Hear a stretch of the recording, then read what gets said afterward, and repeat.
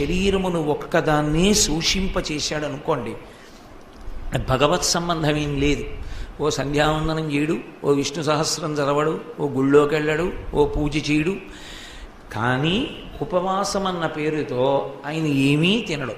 కానీ ఆఫీస్కి వెళ్ళిపోతాడు, మామూలుగా అన్ని పనులు చేసుకుంటాడు, టీవీ దగ్గర కూర్చుంటాడు, రాత్రి పడుకుంటాడు, ఏమీ తినడు.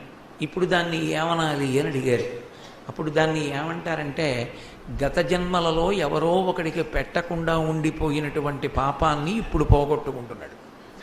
కాబట్టి కావాలని ఆకలితో ఉంటాడు. కేవలం ఉపవాసము చేత సిద్ధించదు, అలాగని తినేసి కూడా సిద్ధించదు.